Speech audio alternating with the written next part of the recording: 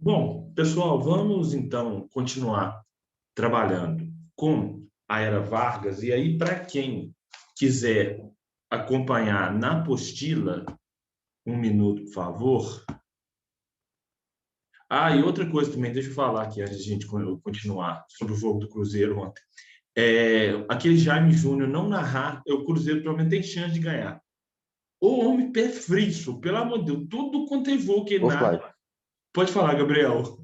o jogo do Cruzeiro ontem acabou nos 30 minutos. É Depois disso, verdade. o jogo morreu. É verdade, verdade. Ah, golaço, exatamente. Na hora que o Matheus fez aquele gol, eu falei assim, não, agora pode dormir. Depois desse chute aí, ele não vai acertar o tão cedo.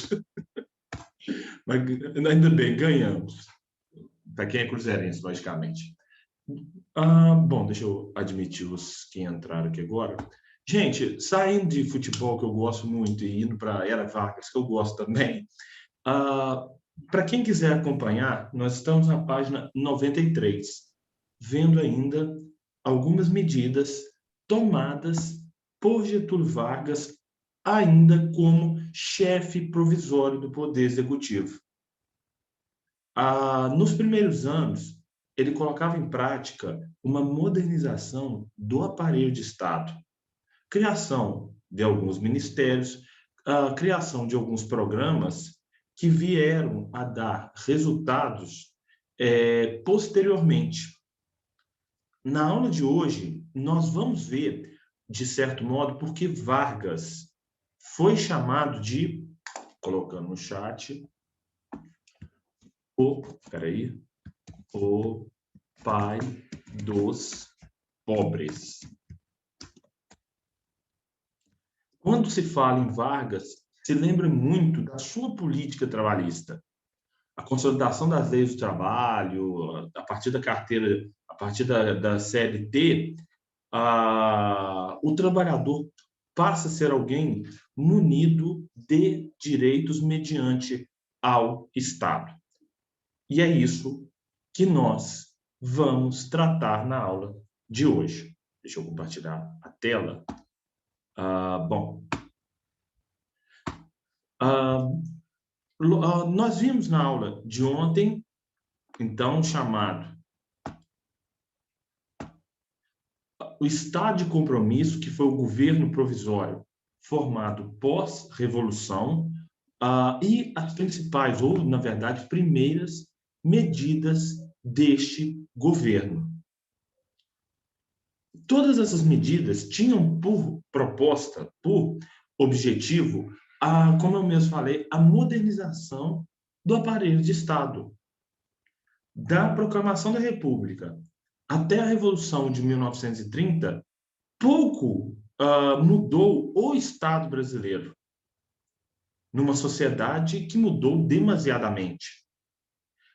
Meninos, ao fim do século XIX, na verdade, já podemos considerar, a partir da metade do século XIX, as dinâmicas do mundo elas se transformam numa velocidade cada vez maior. Nós vivemos dentro dessas dinâmicas de transformação de um mundo ainda mais acelerados. No Brasil, deste momento, principalmente após a proclamação da República, as mudanças na sociedade não eram acompanhadas pelas mudanças políticas. E Vargas e os seus ministros, o seu grupo que toma o poder pela Revolução de 1930, vão afirmar essa necessidade de modernizar o aparelho de Estado brasileiro, com criação de ministérios, com atendimento de determinadas demandas de grupos que já vinham pedindo seus direitos desde o início do século XX. É um caso curioso, a criação do Ministério do Trabalho, Indústria e Comércio.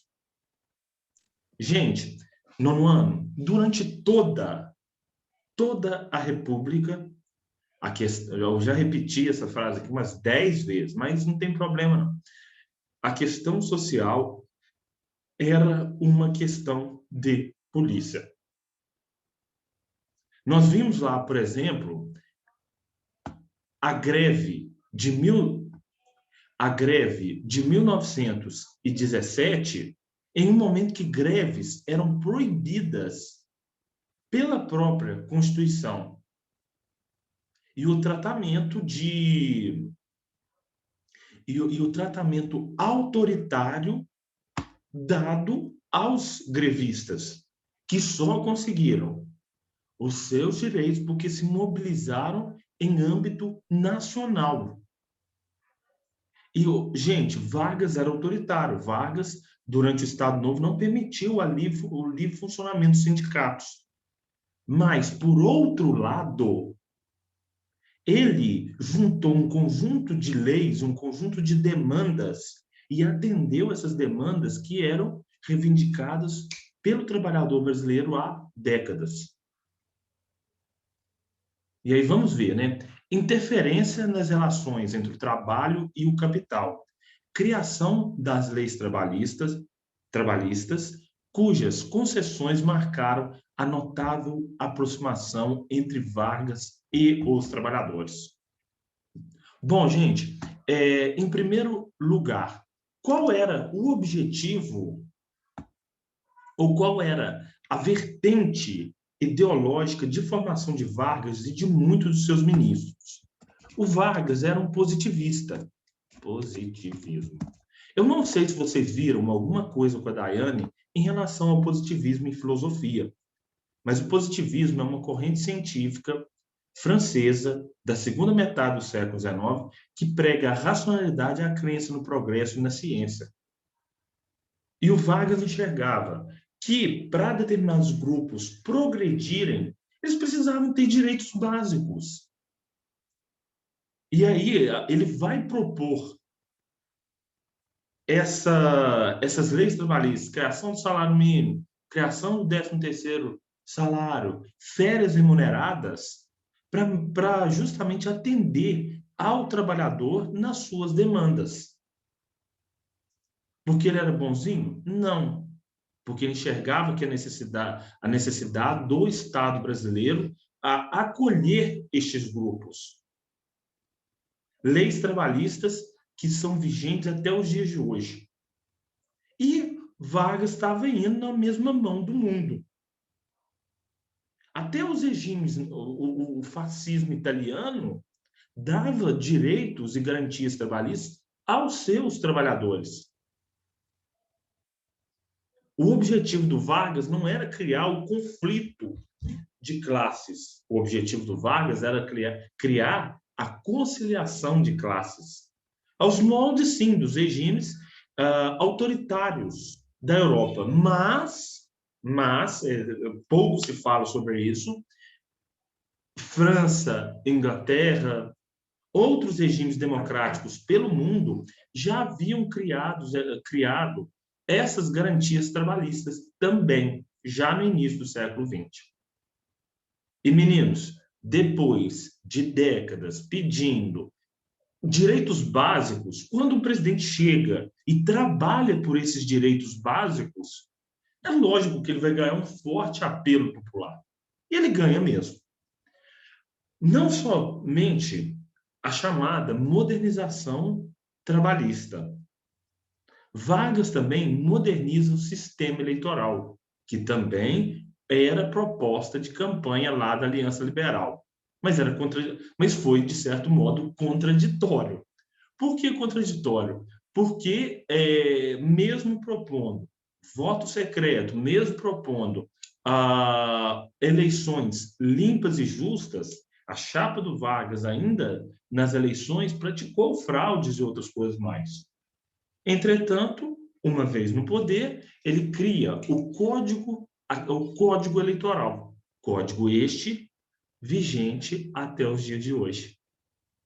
Com estabelecimento do voto secreto, então o voto passa a ser secreto, nenhuma forma de voto aberto é aceita.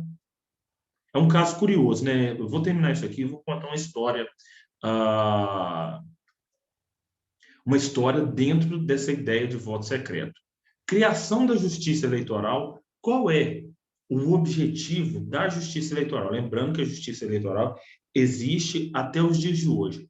organizar as eleições, desde o momento pré-eleições até a posse dos eleitos, diplomar os eleitos, garantir que eles tenham a posse justa, sem interferência dos grupos perdedores, reconhecer demandas dos grupos perdedores em caso de recontagem de votos e outras coisas mais. Então, essa é a função da justiça eleitoral. E reconhecimento do direito da mulher em votar e ser votada. Gente, menina, aí eu falo mais com as meninas aqui da sala. O Brasil foi o segundo país na América do Sul a reconhecer o direito feminino de voto. Então, o Brasil, a vida da mulher na política, na política parlamentar, porque da política não parlamentar ela já participava muito. Eu falei com vocês, né, da líder do movimento feminista no Brasil, a Maria Lacerda de Moura, ou Maria de Moura Lacerda, enfim, eu não sei o nome dela ao certo, que nasceu em Manhuaçu, ela já vinha, né, com essa demanda de voto e de outras coisas mais, muito antes da mulher ter o direito ao voto. Mas, como eu mesmo falei, Vargas atendendo às mudanças que ocorriam no mundo. E aí, o nono ano, o primeiro país a reconhecer o direito do voto feminino foi a Nova Zelândia. Nova Zelândia reconheceu o direito do voto feminino ainda no século XIX. Se eu não me engano, 1892, 1893, alguma coisa assim. E o Brasil reconheceu o direito do voto feminino muito antes de Portugal, muito antes da França. Então, foi uma conquista, assim, para a mulher brasileira, esse reconhecimento do direito de votar e ser votada. E gente, deixa eu ver se eu esqueci mais alguma coisa. Estabelecimento do voto secreto, criação da justiça eleitoral e reconhecimento do direito da mulher de votar e ser votada. É isso que eu falei a respeito da modernização do aparelho de Estado. Se no século XIX foi comum deixar a mulher de fora da política, no século XX, principalmente a partir do movimento das sufragistas na Inglaterra, as mulheres ganham cada vez mais espaço pelo mundo. E no Brasil não foi diferente. Se eu não me engano, a primeira deputada brasileira, deputada federal eleita, foi a deputada Carlota Queiroz. Acho que tem o nome dela na apostila aqui. Continuando, povo, temos também a Guerra Civil de 1932. Antes de continuar sobre guerra civil, vamos definir o que é uma guerra civil. Guerra civil. Confronto armado entre a população de um mesmo país. Atualmente, a Síria, por exemplo, há mais de 10 anos, vive numa trágica guerra civil. Por exemplo, partes da Síria contra o governo de Bashar al-Assad, que é o ditador lá por décadas, acho que desde o início dos anos 2000. A guerra civil, assim, a guerra civil é caracterizada por ser um confronto dentro da própria nação. Então, não é Brasil versus Paraguai, não é Brasil versus Bolívia, não é Brasil versus Estados Unidos. São brasileiros que se insurgiram, se revoltaram, não aceitaram a autoridade naquele momento do presidente Getúlio Vargas. E brasileiros principalmente de onde? De São Paulo. Lembra vocês, gente, qual foi o estado mais prejudicado com a ruptura do café com leite? Foi justamente São Paulo. Já a partir da década de 20, São Paulo tinha o maior mercado consumidor do Brasil, a maior população, né, no caso do Brasil, e a maior economia do Brasil. Situações que São Paulo ostenta até os dias de hoje. Quando Getúlio Vargas chega ao poder, com apoio das oligarquias da Paraíba, do Rio Grande do Sul, de Minas Gerais, e destituindo um paulista do poder, ou um presidente nomeado por São Paulo fica de fora do governo federal. Todos aqueles ministros que eu mostrei na primeira aula, eles não eram paulistas, nenhum deles era paulista. E é lógico que São Paulo não ia gostar.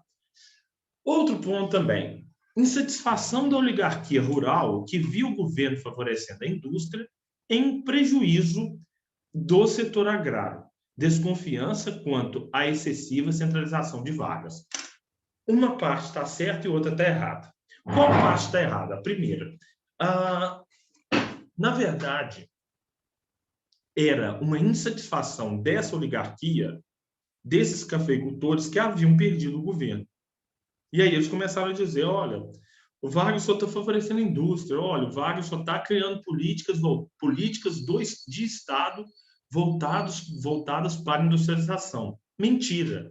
Mentira que no slide 4, eu vou voltar nele aqui rapidinho, a gente tem a criação do Conselho Nacional do Café, a criação do comércio exterior, mostrando que Vargas não estava dando privilégio apenas para a indústria. Ele, sim, trabalhou muito por uma industrialização no Brasil, mas não apenas por industrialização. Só para você ter uma ideia, gente, quando Vargas chega ao poder, ele pega todo aquele café estocado pelo Convênio de Taubaté, lembra vocês o que foi o Convênio de Taubaté, né? Foi o acordo firmado no qual o governo federal comprava o café produzido, o café que sobrava, ele pegou e queimou. E aí você pode perguntar, Flávio, por que ele queimou o café excedente? Para justamente regular a lei da oferta e da procura. Então, gente, café, na década de 30 no Brasil, no governo Vargas, era usado para ser torrado em fornos industriais, para movimentar locomotivas de vagões. Então, tudo que podia queimar alguma coisa para gerar movimento, pegava lá o café e tacava naquilo, visando a controlar as milhas. A produção que estava desregulada desde o início do século XX. Nesse setor agrário, então, aqui a afirmação de São Paulo é mentirosa. Mas nessa ideia da desconfiança quanto à excessiva centralização de Vargas, aí a ideia é verdadeira. Durante a era Vargas, como eu mesmo falei, gente, não dá para falar num governo, mas numa era, Vargas centraliza em vários momentos desses 15 anos os poderes, as decisões na sua figura e no seu ministério. Então, nisso aqui, São Paulo não estava errado. Outro ponto também, né? Alongamento do governo provisório de Vargas e falta de uma constituinte. Como eu mesmo falei, o governo era para ter durado 2 anos, ele era provisório. Esse ensino remoto é provisório. Não sei até quando ele vai ser provisório. Tomara que não seja provisório que nem a era Vargas. Né? Aí foram 15 anos de coisas provisórias. Mas foram passados 2 anos e nada mudou no sentido de Vargas convocar uma Assembleia Constituinte. Vargas estava gostando do poder. E ele não estava errado, né? Bom, São Paulo começa a pressionar. Fala assim, peraí, cadê a Constituição que vocês nos prometeram? Na verdade, vocês não prometeram só a São Paulo, vocês prometeram ao Brasil. Até agora, vocês não fizeram nada no sentido de convocar uma Assembleia Constituinte. E aí, lembra vocês, gente, já adiantando algo, o que é uma Assembleia Constituinte? Espera um momento. Assembleia Constituinte. Reunião para a votação na verdade, não para a votação, para a elaboração de uma nova Constituição. Tivemos algumas assembleias constituintes na história brasileira. A última Assembleia Constituinte já foi na década de 80, 86, 87, que terminou na Constituição de 1988, a que está em vigor até os nossos dias. Bom, para aumentar a insatisfação de São Paulo em relação ao governo Vargas, nós temos a nomeação do interventor pernambucano João Alberto para governar o Estado. São Paulo era orgulhosa demais, naquele momento, para aceitar um interventor, um governador nomeado que não fosse do próprio Estado. Assim, o esforço era exigindo a constitucionalização e a realização de eleições presidenciais. Eram as duas exigências que São Paulo levantava pelos idos de março de 1932. Continuando aqui, pessoal, então nós estamos vendo os antecedentes que levaram aos embates entre São Paulo, os choques entre São Paulo e o restante do Brasil, durante as manifestações, a morte de 4 estudantes de sobrenome, né? Martins, Drauzio Martins, Camargo, não, na verdade não é isso não. Enfim, aqui está o segundo nome deles, que virou motivação inicial para os conflitos, para o aumento das disputas entre São Paulo e o governo Vargas. 4 estudantes foram mortos em manifestações contrárias ao governo Vargas, no dia 23 de maio de 1932. Esses 4 estudantes eram Martins, Miragaia, Drauzio e Camargo. As suas iniciais, ou essas iniciais aqui, se transformaram na abreviatura MMDC. Martins, Miragaia, Drauzio e Camargo. Após a morte deles, nessas manifestações, alguns centenas de panfletos foram espalhados pela cidade de São Paulo com as iniciais deles. E aí, como o nosso próprio slide fala, né, transformação das iniciais de seus nomes em uma entidade para angariar fundos que fossem investidos na compra de armas. Existia, por exemplo, né, também a campanha do ouro pelo bem de São Paulo. Se eu não me engano, está aqui na página 96, 2 figuras daquele momento. Deixa eu colocar aqui no chat. A primeira figura é a figura de um bandeirante, né? Aqui na página 96 tem escrito abaixo a ditadura. O bandeirante, imponente, retratado como alguém muito forte, segura numa mão um boneco que representa Getúlio Vargas e o aperta, pedindo algo. Tudo aqui valoriza as tradições paulistas. A figura do bandeirante, aquele que saiu em busca de ouro pelo sertão bravio, ainda no século XVII, e o presidente retratado como alguém que está sendo estrangulado por essa figura que tão bem representa o paulista.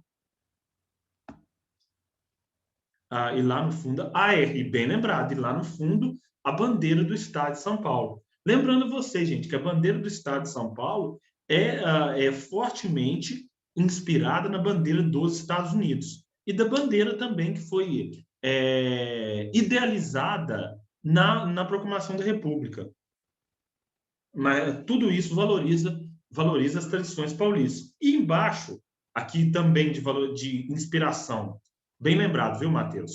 De inspiração dos Estados Unidos, né? Um soldado convocando as pessoas para a luta. Você tem o dever de cumprir. Consulte MMDC, a sua consciência. Consulte a sua consciência. Então, era o povo, era São Paulo chamando o povo para a luta. E um terceiro aqui é uma espécie de panfleto, flyer, não sei qual o nome que vocês adotam aí, que diz o seguinte: tudo por São Paulo na glória ou na desgraça, por São Paulo na honra da vitória e por São Paulo e a hora da, não sei o que aqui, na hora da humilhação, por São Paulo do passado e por São Paulo do futuro, por São Paulo com o Brasil, se for possível, por São Paulo contra o Brasil, se for preciso, por São Paulo, agora e sempre. Nesse pequeno... minha vista não deve estar tão ruim assim, não, porque eu consegui ler esse trem aqui, é meio complicado. Chega numa determinada idade que ela já vai falhando, mas pelo menos aqui deu para entender. Tudo isso aqui mostra o apelo das oligarquias paulistas para convocarem a população para a luta. E aí, como eu já falei, transformação das iniciais MMDC em um símbolo do movimento. Início da luta armada no dia 9 de julho de 1932. Essas avenidas de São Paulo, muitas delas, nos dias de hoje, guardam um simbolismo dessa revolução. A 9 de julho, 23 de maio. Como é que é o nome daquela mesmo lá de compras? 25 de março? Acho que se eu não me engano, 25 de março. Isso, obrigado. Matheus, todas elas guardam uma referência a essa Revolução Constitucionalista de 1932. Agora, gente, era São Paulo contra o Brasil. Apesar de lutar bravamente, apesar de resistir ferozmente, lutou como nunca, perdeu como sempre. É quase um lema do Atlético Mineiro. Joga como nunca, perde, não ganha como sempre. Eu implicando com a Júlia aqui. Deixa eu ver aqui. Se a Júlia estiver aí, ela vai ficar nervosa, vai me chamar de Série B. Não tem problema. Mas vamos voltar aqui. O pessoal lutaram com garra, com disposição, mas não deram conta do recado. Agora, ao contrário do Atlético que perde, deixa eu ver aqui, lá vem eu. Flávia, as provas são que dia? Boa pergunta, Lucas, eu ainda não sei. Tá? Lembrando, tá? Vou mandar exercício de revisão para a Karine, deve ser ainda hoje, e por isso que a gente não está fazendo leitura de texto e outras coisas mais. Eu estou dando um gás aqui para a gente tirar um dia só para a nossa revisão. Mas ainda não sei que dia que serão as provas, não, viu, Lucas? Vamos continuar aqui. São Paulo perde depois de 3 meses de luta. Por quê? São Paulo lutava contra forças armadas do resto do Brasil. Então, ela não deu conta. Que nem eu falei, ela lutou bravamente, mas ela perdeu honradamente.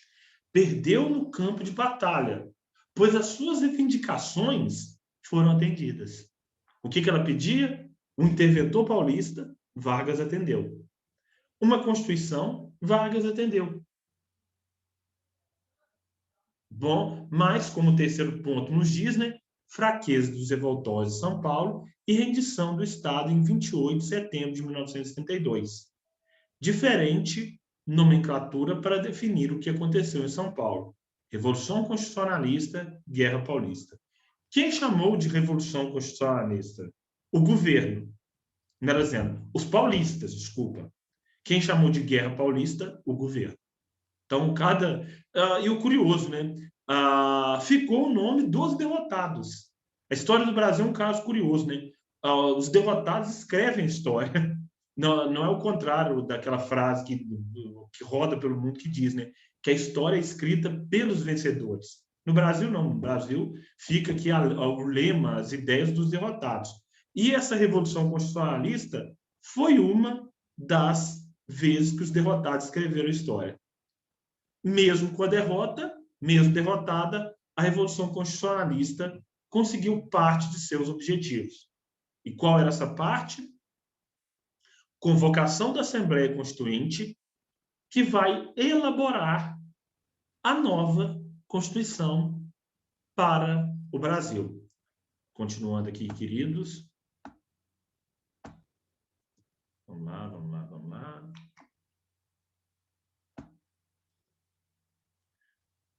Essa aqui é a Constituição da República dos Estados Unidos do Brasil.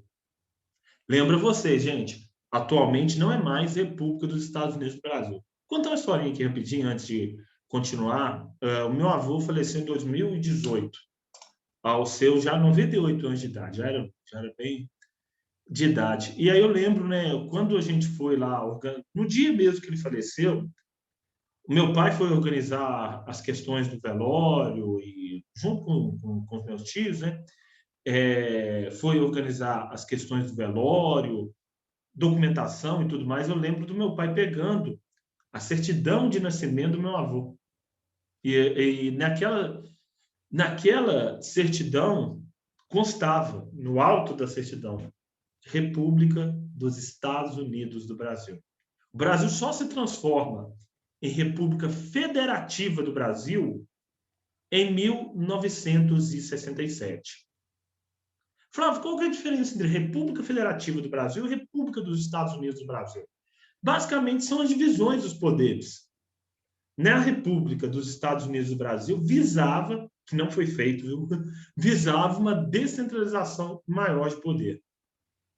Constituição de 1934, que nem eu falei, visava, mas não conseguiu.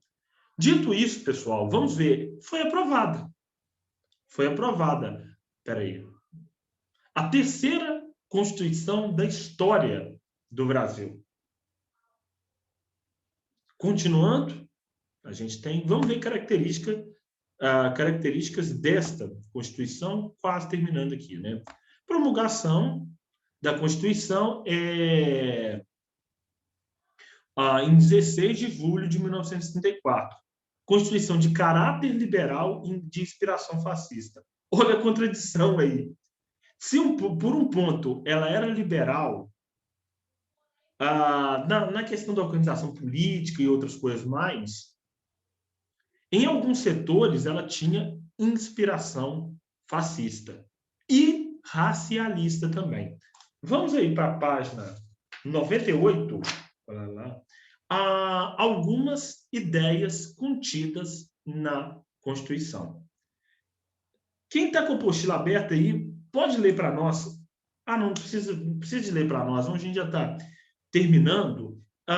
E na próxima aula a gente pega, a partir daqui a pouco eu vou fazer chamada, para nós vermos, né, características dessa Constituição. Esse daí conseguiu ser flamenguista mesmo. Boa, Matheus, boa. Já que nós estamos no mundo do futebol aqui, né? Ao mesmo tempo flamenguista e vascaíno. E aí a gente vai trabalhar nesses pontos que ele conseguiu ser flamenguista e vascaíno ao mesmo tempo. Boa, Matheus, gostei. Então, e meninos, a própria lei da Constituição previa, né, que a primeira eleição, a partir da vigência da Constituição, seria realizada de maneira indireta e as demais por escolha popular. Por que indireta? Porque não era com a votação que se elegeria o presidente. Vargas, controlando o Congresso, foi eleito para o mandato aqui de 4 anos, 1934, 1938. Começa o que foi chamado, então, da era Vargas, né, do chamado governo constitucional. Aqui eleito, gente, não diretamente, mas indiretamente. E é isso que nós vamos ver na próxima aula. 1964, 1967. Ué, Flávio, mas não era para 4 anos? Sim, mas no meio do caminho veio um golpe. Veio um golpe no meio do caminho. Interromper compartilhamento. Vai. Isso. Vamos lá. Povo, chamada, por favor.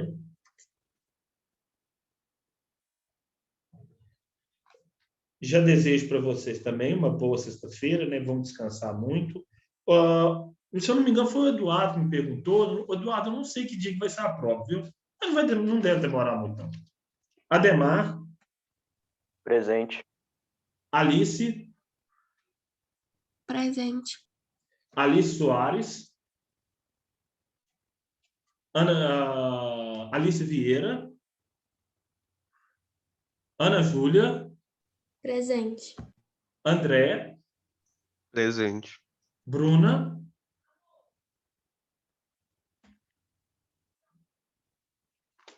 Débora. Presente. Eduardo.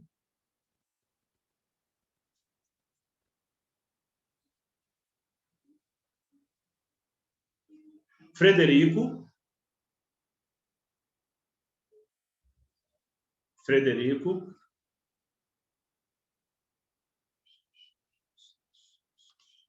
Gabriel. Presente. Giovana. Presente. Guilherme. Gustavo.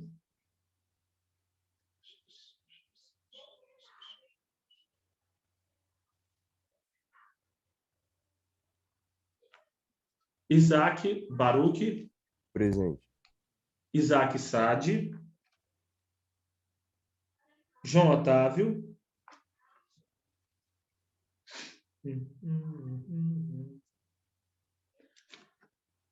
João Paulo.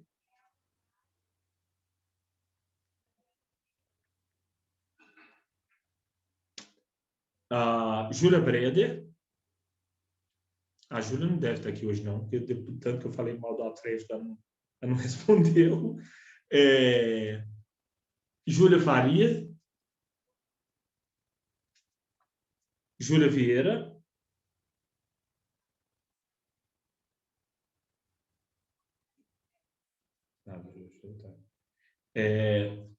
Larissa.